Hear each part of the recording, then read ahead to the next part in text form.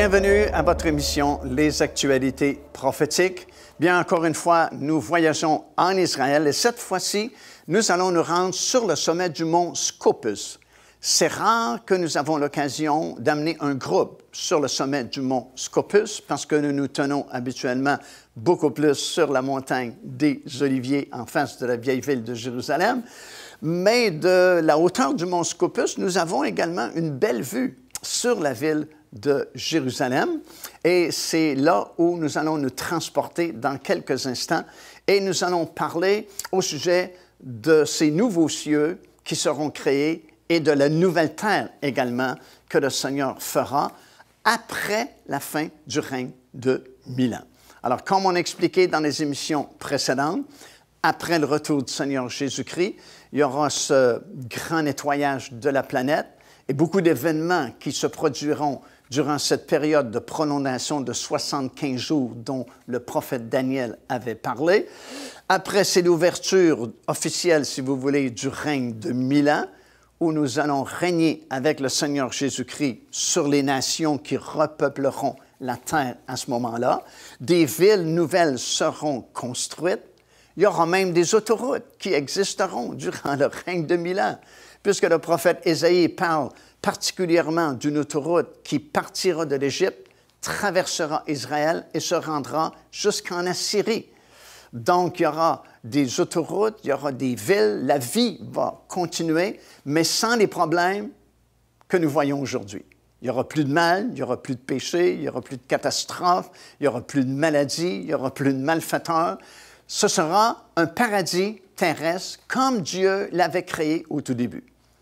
Lorsque Dieu a créé le premier homme et la première femme, il ne les a pas placés dans un monde comme nous le voyons aujourd'hui, rempli de méchanceté, rempli de pollution, un monde terrible, mais c'était un paradis terrestre. Il les a placés dans un jardin qui s'appelait Éden. Le mot Éden signifie jardin de délices. Et la terre va revenir comme elle était au tout début. Le monde qui existait avant la chute de nos premiers parents va exister à nouveau durant cette longue période de 1000 ans. Et à la fin de cette période de 1000 ans, vous vous souvenez, Satan avait été jeté dans l'abîme durant cette longue période-là afin qu'il ne tente pas les nations qui vont repeupler la planète. Mais à la fin du règne de 1000 ans, Satan sera relâché pour un peu de temps afin de proposer une dernière tentation aux nations et va leur proposer de se rebeller encore une fois contre le gouvernement de Christ. Et je vais vous expliquer au cours de cette émission aujourd'hui, alors que nous serons sur le sommet du mont Scopus, la raison pour laquelle Dieu va permettre à l'ennemi de sortir de l'abîme et de tenter encore une dernière fois les habitants qui auront repeuplé cette terre. Et après cette dernière révolte, qui ne durera que quelques instants vraiment, parce qu'il y a un feu du ciel qui va venir puis va exterminer tous ces gens-là qui vont se rebeller contre le gouvernement de Christ. Après cela, Dieu va créer de nouveaux cieux. La terre va s'enfuir et sera rénovée par le feu. Et il y aura le jugement du grand trône blanc de Dieu. Et la deuxième résurrection se produira. Tous ceux qui n'ont pas été ressuscités dans l'un ou l'autre des 7 rangs qui composent la première résurrection vont revenir à la vie, seront jugés devant le grand trône blanc, et leur destination éternelle, malheureusement, sera l'étang ardent de feu. Mais après cela, il y aura la nouvelle Jérusalem qui va descendre sur cette nouvelle terre, et on va en parler dans une prochaine émission. Mais ce sera le monde nouveau, et ce sera la fusion entre le royaume éternel et universel de Dieu et le royaume qui aura été établi pendant une période de 1000 ans ici sur la terre. Et nous qui aurons été fidèles au Seigneur, continuerons notre règne avec lui pour l'éternité. Alors, on se rend sur le sommet du mont Scopus en Israël pour plus de détails.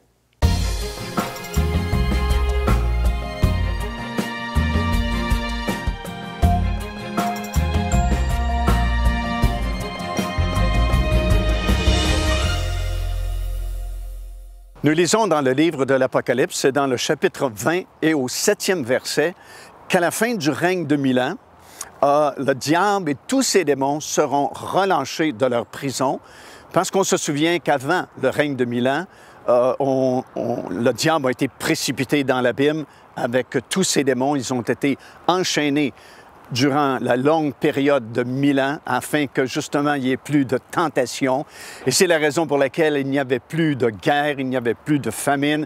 C'était la prospérité pour tout le monde parce que Satan justement était lié et précipité dans l'abîme durant cette longue période-là. Mais dans ce passage de l'Écriture, nous réalisons qu'à la toute fin du règne de 1000 ans, Satan est relâché de sa prison et tous ses démons également sont relâchés de l'abîme. Et dans le 7e verset, ça dit « Ils montèrent sur la surface de la terre et ils investirent le camp des saints et la ville bien-aimée. » La ville bien-aimée, bien sûr, c'est la ville de Jérusalem que vous voyez derrière moi, qui aura été reconstruite durant la période des 1000 ans. Elle aura été agrandie, bien sûr, comme on a déjà enseigné. Et ils vont monter justement sur la surface de la terre parce qu'ils avaient été précipités dans l'abîme durant cette longue période de 1000 ans pour séduire les nations, ça dit de Gog jusqu'à Magog. Évidemment, lorsqu'on parle de Gog et Magog ici, on ne fait pas référence à la bataille de Gog et Magog mentionnée dans le livre du prophète Ézéchiel dans le chapitre 38. C'est vraiment deux choses très distinctes, très différentes, puisque la bataille de Gog et Magog n'a pas lieu vraiment à Jérusalem, comme c'est le cas ici. Ça nous dit bien qu'ils ont investi le camp des saints dans la ville bien-aimée, la ville de Jérusalem, tandis que la bataille de Gog et Magog se fait surtout dans le corridor de la vallée du Bassan, et ce sont toutes les nations qui sont réunies ici à la fin du règne de 1000 ans pour attaquer le camp des saints qui est situé justement dans la ville de Jérusalem. Alors, la guerre de Gog et Magog, mentionnée dans Ézéchiel 38, se fait dans un autre lieu. Ce sont des combattants qui sont différents. Le but de l'attaque est vraiment très différent aussi de cette attaque à la fin du règne de 1000 ans, puisqu'ici, c'est le camp des saints qui est visé. Ce sont ceux qui ont vécu durant cette longue période de 1000 ans dans leur corps terrestre et aussi les rachetés de l'Éternel qui, eux, sont déjà dans leur corps glorifié. Et la bataille, ou plutôt la séduction de l'ennemi, c'est vraiment cette dernière grande tentation qu'on lui permet de faire sur les habitants du règne de 1000 ans, autant les rachetés que les non-rachetés. Bien sûr, ceux qui sont dans leur corps glorieux ne peuvent plus commettre de péché, ne peuvent plus se rebeller, mais c'est plutôt une séduction vis-à-vis les nations qui ont repeuplé la terre durant ce long règne de 1000 ans dans leur corps physique. Mais en réalité, la guerre sera de très courte durée puisqu'il y a un feu qui va descendre du ciel, qui va les anéantir tous, vont tous descendre dans le séjour des morts, rejoindre tous les autres morts qui sont là depuis le tout début de la création de l'humanité. Et puis, le diable lui-même est jeté dans les temps ardents de feu, va rejoindre l'Antéchrist et le faux prophète qui sont déjà là depuis le début du règne de 1000 ans.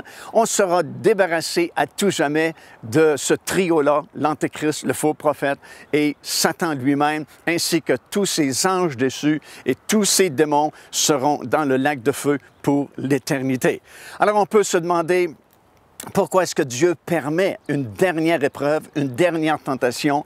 Bien, la raison est très simple, c'est que durant ces longues années, pendant 1000 ans, la terre aura été repeuplée par les gens, bien sûr, qui seront dans leur corps physique et qui vivront durant cette période-là. Et pour ces gens-là, l'histoire de la rédemption du Seigneur Jésus-Christ qui est venu à Golgotha, qui a donné sa vie pour nous, ben c'est juste une histoire qu'on leur a racontée. Et vraiment, c'est une épreuve de foi pour ces nations-là qui auront repeuplé la terre. Ils auront à choisir entre la séduction très forte de l'ennemi qui sera proposée à ce moment-là ou demeurer fidèles au Seigneur Jésus-Christ qui sera en tête du gouvernement durant la période de 1000 ans. Alors, c'est un test de foi. Comme vous et moi, nous avons notre test de foi présentement. Nous sommes fidèles au Seigneur Jésus-Christ et nous serons récompensés. Et eux, s'ils restent fidèles au Seigneur Jésus-Christ, seront comme transportés sur cette nouvelle terre qui sera renouvelée et régneront à tout jamais avec le Seigneur. Devenez partenaire avec ce ministère par votre soutien financier et aidez-nous à planter le flambeau de l'Évangile à travers le monde entier. Vous recevrez un enseignement audio à tous les mois de la part de l'évangéliste Mario Massicotte, ainsi que notre bulletin de nouvelles prophétiques incluant des enseignements bibliques, des nouvelles du ministère et des commentaires sur les actualités prophétiques. Débutez dès aujourd'hui en visitant notre site web www.paindevis.org ou par courriel à info@paindevie.org ou en nous écrivant à Pain de Vie, casier postal 426 800, Square Victoria, Montréal, Québec, H4Z 1J7. Alors, après que Satan fut jeté dans l'étang ardent de feu, où il a rejoint l'Antéchrist et le faux prophète qui déjà était là depuis le début du règne de 1000 ans, soudainement, c'est comme si le ciel se déroule comme un livre et la terre s'enfuit. Elle sera passée au feu, comme nous allons le voir dans quelques instants. Mais c'est comme le vide, soudainement. Il n'y a plus de firmament en haut, il n'y a plus de planète en bas. Mais soudainement, il y a comme un grand trône blanc, comme nous le lisons dans le livre de l'Apocalypse, dans le 20e chapitre, et au verset 14 et au verset 15.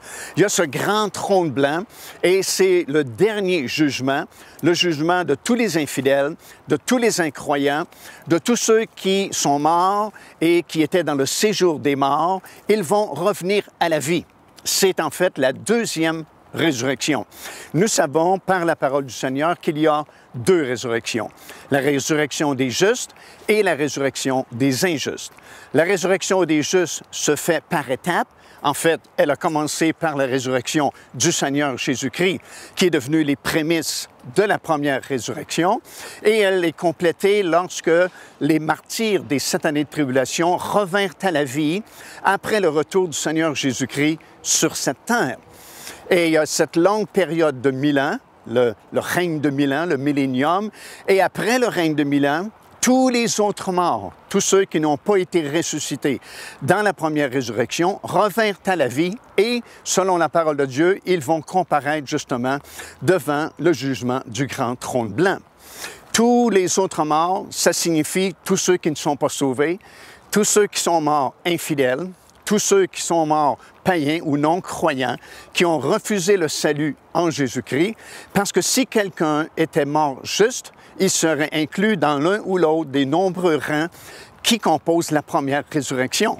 Alors, cette deuxième et dernière résurrection, c'est la résurrection des injustes, et tout ce monde-là va ressusciter en même temps, se fait d'un seul bloc, et tous ces autres morts vont comparaître devant le grand trône blanc, justement, où Dieu est le juge et va juger tous ces autres morts-là, selon différents livres, comme nous le lisons dans les Écritures, qui seront ouverts à ce moment-là. La Bible parle du livre de vie, bien sûr, et tous ceux qui ne sont pas inclus dans le livre de vie seront parmi toutes ces nombreuses personnes qui comparaîtront devant ce grand trône blanc.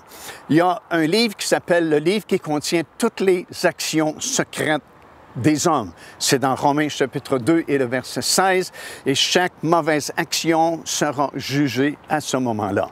Il y a un autre livre qui s'appelle le livre des paroles inutiles. C'est dans Matthieu chapitre 12, verset 36. Toutes les paroles inutiles que les hommes auront proférées, auront parlé, sont enregistrées dans ce livre-là.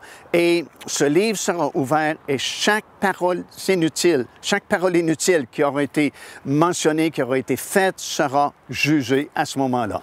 Il y a un quatrième livre qui s'appelle le livre de souvenirs. C'est dans Malachie, le 3e chapitre et au verset 16, où le Seigneur tient en record, si vous voulez, toutes les bonnes actions, les actes généreux que nous avons faits, les bonnes œuvres que nous avons accomplies, sont inscrites, ces œuvres-là, dans ce livre du souvenir, et les mauvaises choses également sont inscrites dans ce livre-là. Et tous ceux qui vont comparaître devant le jugement du grand trône blanc, bien évidemment, ce sont toutes les mauvaises œuvres, les mauvaises choses qu'ils ont accomplies qui paraîtront en ce moment-là. Et tous ces gens-là sont destinés au lac de feu, à l'étang ardent de feu, et immédiatement après ce jugement-là, vont rejoindre l'Antéchrist, le faux prophète, et le diable lui-même, et tous ces anges déchus, et tous ces démons qui, bien sûr, sont là également dans le lac de feu pour l'éternité. Et malheureusement, toute cette grande population de gens qui sont morts non sauvés, qui sont morts non croyants dans leurs péchés, qui sont revenus à la vie pour être jugés devant le grand trône blanc, seront jetés aussi dans le lac de feu. Non seulement cela, mais la Bible dit que la mort elle-même, parce qu'à partir de ce moment-là, il n'y aura plus de mort, la mort elle-même et le séjour des morts seront jetés dans l'étang ardent de feu pour l'éternité. Alors présentement, ceux qui sont morts infidèles dans leur péché sont dans le séjour des morts, mais le séjour des morts lui-même et son contenu seront jetés dans le lac de feu pour l'éternité. Il y a 2000 ans, exilés sur une île, une multitude de mystères, une révélation pour le futur. Apocalypse. Découvrez les secrets et les bénédictions que l'apôtre Jean a écrits dans ce livre mythique. Avec ce nouveau coffret DVD, renfermant plus de 10 heures d'enseignement. Apocalypse, disponible au www.paindevie.org. Après la dernière révolte de Satan, le ciel et la terre seront purifiés par le feu. Dans la deuxième épître de Pierre, dans le 3e chapitre et au verset 7, nous lisons que les éléments seront dissous par le feu, non pas par un déluge, comme on a présenté il y a quelques temps passé, quelques années passées, lorsqu'on avait parlé beaucoup du 21 décembre 2012 comme étant possiblement la journée de la fin du monde. On se souvient qu'un film qui a été fait aux États-Unis, justement sur la fin du monde, le 21 décembre 2012. Et puis, dans le film, on montrait la fin du monde qui venait par une espèce de déluge. Mais la parole de Dieu ne parle pas de déluge parce qu'il y a eu cette promesse qu'il y aurait plus jamais de déluge, tandis que dans 2e Pierre, dans ce 3e chapitre et au verset 7, il est bien mentionné que les éléments embrasés vont se dissoudre, ils seront brûlés, les cieux seront éliminés, la terre elle-même sera brûlée, c'est-à-dire tout ce qu'elle renferme, toutes les œuvres qui sont sur cette terre, toutes les constructions qui ont été faites sur cette planète seront brûlées et ce sera un monde nouveau qui va débuter à ce moment-là. Alors, imaginez un petit peu, il n'y a plus de firmament en haut. La terre elle-même s'enfuit et elle est purifiée par le feu. Et soudainement, il y a eu ce grand trône blanc, comme on a mentionné, qui apparaît dans le vide, dans l'espace. Et tous les autres morts, tous ceux qui n'ont pas été ressuscités dans la première résurrection, vont revenir à la vie et ils seront jugés devant le grand trône blanc, selon ces livres qu'on a mentionnés qui seront ouverts à ce moment-là. Et à partir de ce temps-là, c'est vraiment la fin du rétablissement de toutes choses, comme il est question dans les Écritures, et c'est finalement l'accomplissement du mystérieux plan divin. Concernant le rétablissement de toutes choses, l'apôtre Pierre déjà avait mentionné dans ses premiers messages qu'il avait donnés, dans le livre des Actes des Apôtres, c'est dans le 3e chapitre du livre des Actes des Apôtres, il avait bien mentionné, il avait dit aux Juifs, « Repentez-vous, convertissez-vous et repentez-vous pour le pardon de vos péchés, soyez baptisés, afin, dit-il, que des temps de rafraîchissement viennent de la part du Seigneur et qu'il vous envoie celui qui vous a été destiné, le Seigneur Jésus-Christ, qui est gardé présentement, dit-il, au ciel, jusqu'au temps du rétablissement de toutes choses. » Remarquez que c'est au pluriel, A-U-X, au temps du rétablissement de toutes choses. Et ces temps de rétablissement de toutes choses, bien, ils ont commencé par la venue du Seigneur Jésus-Christ dans ce monde il y a plus de 2000 ans, alors qu'il a donné sa vie pour nous sur la croix de Golgotha, afin que la réconciliation puisse se faire entre nous et le Seigneur. Et ce temps de rétablissement de toutes choses se termine justement après cette dernière révolte de Satan, à la fin du règne de 1000 ans. Tout sera maintenant rétabli comme ce l'était au tout début dans le Jardin d'Éden lorsque Dieu a créé le premier homme et la première femme. Et en même temps, ce sera l'accomplissement final du mystérieux plan de Dieu qui était, comme ça dit dans les Écritures, dans Éphésiens 1er chapitre et au verset 10, ça dit que le plan de Dieu, c'était de réunir toutes choses en Jésus-Christ, autant celles qui sont dans les cieux que celles qui sont sur la terre. Alors, voilà, le temps est venu de réunir justement toutes choses, autant celles qui sont dans les cieux que celles qui sont sur la terre, parce qu'à ce moment-ci, le royaume de Dieu sera vraiment établi de façon inébranlable pour toujours, pendant l'éternité. Tout au long de cette éternité, le royaume sera établi sur cette planète. Et c'est à ce moment-là également que s'accomplira ce qui est écrit dans 1 Corinthiens, chapitre 15 et au verset 24. Nous lisons ceci, ça dit « Ensuite viendra la fin, quand il remettra, parlant du Seigneur Jésus-Christ, le royaume à celui qui est Dieu et le Père, après avoir détruit toute domination plutôt, toute autorité et toute puissance. » Alors remarquez, c'est le Seigneur Jésus-Christ qui va détruire toute autorité, tout royaume, tout règne, toute puissance sur cette terre et finalement va remettre le royaume entre les mains de Dieu, celui qui est Dieu et celui qui est Père. Et là, comme nous allons le constater, ce sera la fusion entre le royaume qui a régné sur cette terre pendant 1000 ans et le royaume universel et éternel de Dieu dans lequel nous allons co-régner avec le Seigneur Jésus-Christ pour l'éternité. Joignez-vous à nous afin de célébrer le Seigneur et entendre le message de la parole de Dieu par l'évangéliste Mario Massicotte. Venez recevoir ce que Dieu a préparé pour vous. Visitez notre site web www.paindevie.org afin de connaître notre itinéraire. Nous serions très heureux de vous rencontrer et de vivre des moments forts avec le Seigneur.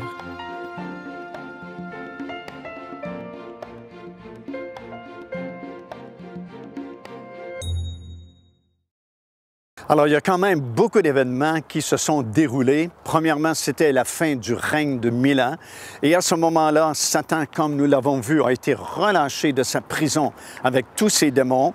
Ça veut dire qu'ils sont remontés de l'abîme, comme nous avons lu dans le livre de l'Apocalypse, dans le 20e chapitre, et va tenter de séduire les nations qui ont repeuplé la terre, bien sûr, durant cette longue période, parce qu'ils étaient dans leur corps physique et ils ont procréé et il y a eu des milliards et des milliards d'individus qui sont nés durant cette longue période du règne de 1000 ans.